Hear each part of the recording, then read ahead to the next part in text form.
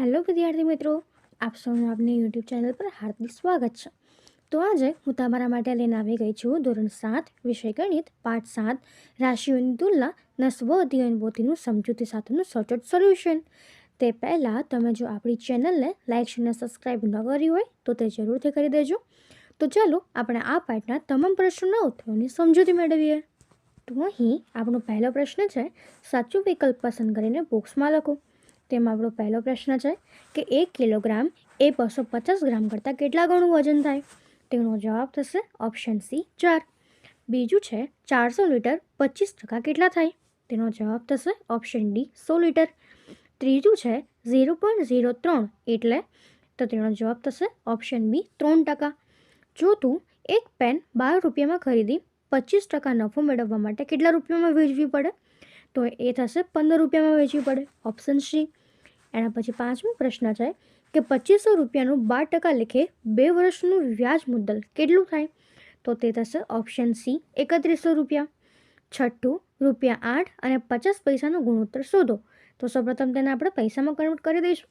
તેનો જવાબ થશે ઓપ્શન બી 16/1 એટલે એનો ગુણોત્તર થશે 16/1. સાતમું ₹4500નું કેટલા ટકા 9000 રૂપિયા થાય? તો એ થશે ઓપ્શન એ 200 રૂપિયા. એના પછી આઠમો પ્રશ્ન છે કે કઈ રકમનું વાર્ષિક 14% લેખે 2 વર્ષનું વ્યાજ એ ₹126 થાય? તેનો જવાબ થશે ઓપ્શન સી 450. નવમું છે 2/3 એટલે કેટલા ટકા? Option A 66.2/3. એના પછી 10મું છે 1 બરાબર PRT/100 માં ટી એ શું છે? તો એ થશે ઓપ્શન સી સમય. 11મું છે કે 100%ના 50%ના 25% કેટલા થાય? તો એનો જવાબ થશે ઓપ્શન ડી કે 12.5. એના પછી 12મું છે કે 315 એ કઈ સંખ્યાના 90% હોય? તો એ થશે 350ના, એટલે ઓપ્શન બી.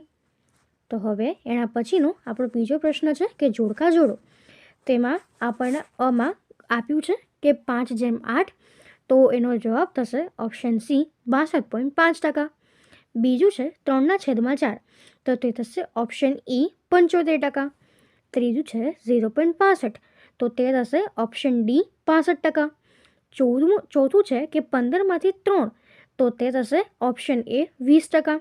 અને પાંચમું છે કે 1 કલાકમાંથી 30 મિનિટ, તો તે થશે ઓપ્શન બી 50%. તો હવે એના પછી આપણને ત્રીજો પ્રશ્ન આપ્યો છે કે આપેલ સંખ્યાને ટકામાં ફેરવો. તો એમાં આપણી પહેલી સંખ્યા છે કે 3/25. તો આપણે કોઈ પણ સંખ્યાને ટકામાં ફેરવવા માટે 100 વડે ગુણી લેવી પડે. તો આપણે 3/25ને જો 100 વડે ગુણીએ તો આપણે તેનો ભાગ ઉડાવી શકીએ કે 25 ચોક 100, તો 4 તારી 12%, એટલે 3/25, તો તે થશે ના 12%. બીજું છે 7/40, તો આપણે તેને 100 વડે ગુણી દઈએ તો તે થશે, અહીંથી એક 0 કટ થશે, એટલે 7 ગુણ્યા 10/4 એટલે 70/4, તો તેનો ભાગાકાર થશે કે 17.5%. એના પછી ત્રીજું છે કે 0.35, તો તેને આપણે 100 વડે ગુણી લઈએ તો 0.35 ગુણ્યા 100, તો આપણે 0.35ને લખી શકીએ કે 35/100 એના ગુણ્યા 100, તો અહીંથી 100 કેન્સલ, એટલે તે આપણું થશે 35%. ચોથું છે 2.1, તો આપણે 2.1ને લખી શકીએ કે 21/10 એના ગુણ્યા 100, તો અહીંયાથી એક 0 ઉડશે, તો તે થશે 21 ગુણ્યા 10 એટલે 210%. પાંચમું છે 14.76, તો 14.76 એટલે કે 1476/100 ગુણ્યા 100, તો તે થશે 1476%. તો આપણે આ રીતે ટકામાં ફેરવી શકીએ. હવે એના પછી ચોથો પ્રશ્ન છે કે નીચે આપેલ આકૃતિમાં 40% ભાગમાં રંગ પૂરો.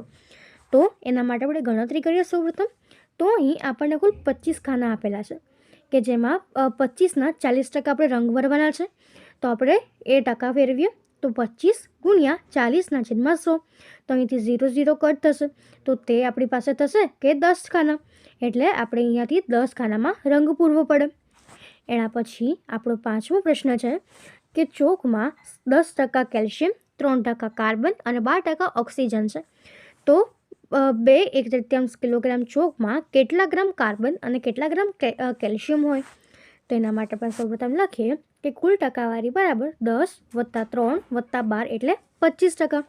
તો હવે એમાંથી જો આપણે કેલ્શિયમની ટકાવારી શોધીએ તો કેલ્શિયમની ટકાવારી બરાબર 10 ગુણ્યા 100/25, કારણ કે અહીંયા આપણને કેલ્શિયમ આપ્યું છે 10%, તો તે આપણને મળશે 40%.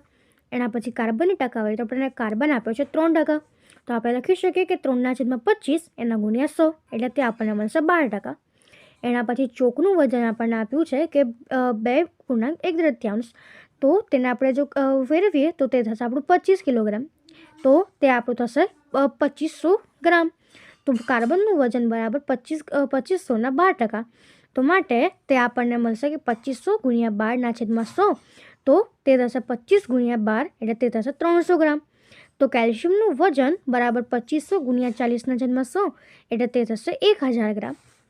તો હવે એના પછીનો આપણો છઠ્ઠો પ્રશ્ન છે કે 800 કિલોગ્રામ મિશ્રણમાં 55% રેતી, 33% સિમેન્ટ અને બાકીનો ભાગ ચૂનો છે. તો મિશ્રણમાં ચૂનાની માત્રા શોધો. તો સૌપ્રથમ આપણે ચૂનાનો ભાગ શોધીએ.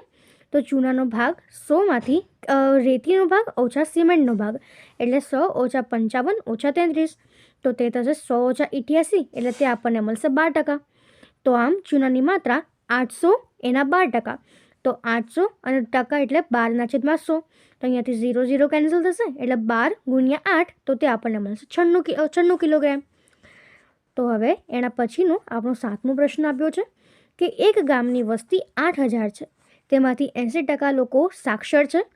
સાક્ષર પૈકી 40% લોકો સ્ત્રીઓ છે, તો સાક્ષર સ્ત્રીઓની સંખ્યા તથા કુલ વસ્તીનો ગુણોત્તર શોધો. તો સૌપ્રથમ આપણે સાક્ષર લોકો જે છે એના ટકાવારી શોધી લઈએ.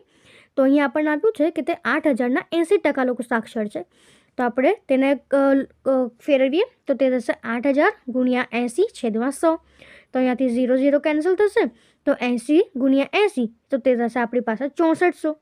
તો સાક્ષર લોકોમાં 40% લોકો સ્ત્રીઓ છે, તો આપણે તે શોધીએ કે સ્ત્રીઓ બરાબર 6400ના 40%, તો અહીં 6400 ગુણ્યા 40/100, તો અહીંયાથી 0 0 કટ થશે, 64 ગુણ્યા 40, તો તે થશે 2560. તો હવે જો આપણે ગુણોત્તર શોધીએ કે સ્ત્રીઓની સંખ્યા એના છેદમાં કુલ વસ્તી, તો આપણી પાસે સ્ત્રીઓની સંખ્યા જે છે એ થઈ 2560 અને કુલ આપણી પાસે 8000 છે, તો તે આપણને મળશે 8/25. તો તેનો ગુણોત્તર આપણી પાસે મળશે કે 8/25.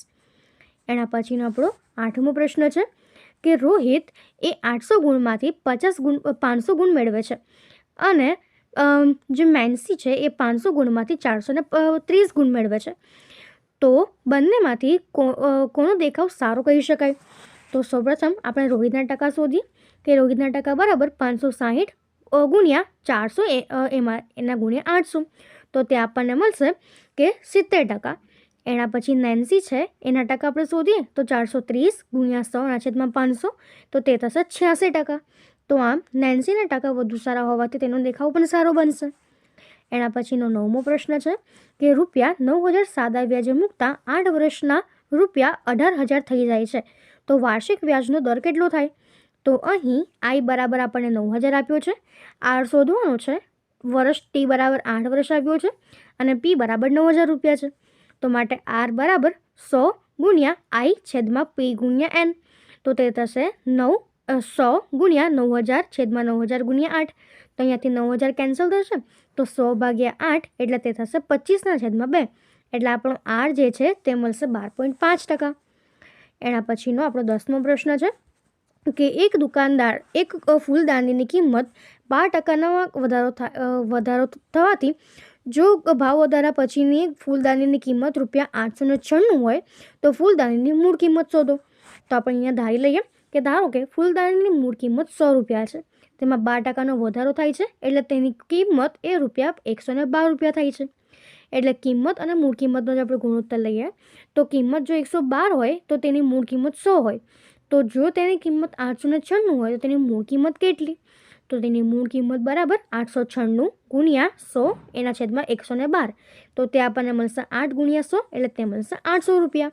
તો આમ એની જે મૂળ કિંમત છે એ આપણને 800 રૂપિયા મળશે. તો હવે એના પછીનો આપણો પ્રશ્ન છે કે રાધિકા તેના મિત્ર પાસેથી રૂપિયા 12000 ઉછીના લે છે, તેમાંથી રૂપિયા 4000 વાર્ષિક 18%ના લેખે અને બાકીના 15%ના લેખે લીધા, તો 3 વર્ષ બાદ કુલ વ્યાજ કેટલું હશે? તો સૌપ્રથમ આપણને અહીં પી આપ્યો છે 4,000 રૂપિયા, આર આપ્યો છે 8, ટી આપ્યો છે 3 વર્ષ. તો આપણે આઈ શોધીએ કે આઈ બરાબર પી આર એનના છેદમાં 100. તો આપણી પાસે પી છે 4,000, એના પછી આર જે છે એ 8 છે અને એન છે 3 છે. તો એનો ગુણાકાર આપણી પાસે મળશે કે 2,160. હવે એના પછી આપણે લખી શકીએ કે પી બરાબર 8,000 અને આર બરાબર 8% અને ટી બરાબર 3 વર્ષ. તો એના પરથી જો આપણે આઈ શોધીએ તો અહીંયા આપણને પી 8,000 ગુણ્યા 8 ગુણ્યા 3 છેદમાં 100 એટલે ત્યાં આપણને મળશે 3600 રૂપિયા. તેનું કુલ વ્યાજ બરાબર પહેલું વ્યાજ અને ગુણ્યા વત્તા બીજું વ્યાજ. તો આપણું પહેલું વ્યાજ હતું કે 2,160 વત્તા બીજું વ્યાજ આવ્યું 3600 રૂપિયા. એટલે એનું કુલ વ્યાજ આપણી પાસે થશે કે 5,760 રૂપિયા. તો હવે એના પછીનો આપણો 12મો પ્રશ્ન છે ખાલી જગ્યા પૂરું. તો આપણી પહેલી ખાલી જગ્યા છે એ 0% ખાલી જગ્યા 20%, 30%, ખાલી જગ્યા 50% એમ છે. તો આપણે સૌપ્રથમ લખીએ કે અહીં આપણને ખાલી જગ્યા નીચે આપ્યું છે કે 1/100 10 અને નીચે આપ્યું છે 0.1, તો તે થશે 10%. એવી જ રીતે અહીં 20%ની નીચે ખાલી જગ્યા છે તો તેને આપણે લખી શકીએ 2/10. એવી જ રીતે 40% જે છે તો એને આપણે લખી શકીએ કે 4/10. 50% છે તો 5/10 અને 0.5. એના પછી 60%, 70%, એને 70%ને આપણે લખી શકીએ 7/10 અને 3/5 લખીએ 0.6. એના પછી જે 80% છે એને આપણે લખી શકીએ કે 4/5 અને એને તે લખી શકાય 0.8. એવી જ રીતે 9/10ને આપણે લખી શકીએ 90% અને તેને લખી શકાય 0.9. તો આપણે આ રીતે તેને પૂર્ણ કરી શકીએ. એના પછીનો 13મો પ્રશ્ન છે કે ખાલી જગ્યા પૂરો. એમાં પહેલું છે કે 2 માસ બરાબર 1/6 વર્ષ, તો 3 માસ બરાબર 1/4 વર્ષ, 4 માસ બરાબર 1/3 વર્ષ, 6 માસ બરાબર 1/2 વર્ષ અને 24 માસ બરાબર 2 વર્ષ થાય. તો આપણે આ રીતેની ખાલી જગ્યાઓ પૂર્ણ કરી શકીએ. તો અહીં આપણા તમામ પ્રશ્નો પૂર્ણ થાય છે. જો તમને આમાં કોઈ પણ ડાઉટ હોય તો તમે કોમેન્ટ સેક્શનમાં જરૂરથી જણાવી શકો છો અને આપણી ચેનલને લાઇક અને સબસ્ક્રાઈબ જરૂરથી કરી દેજો. Thank you.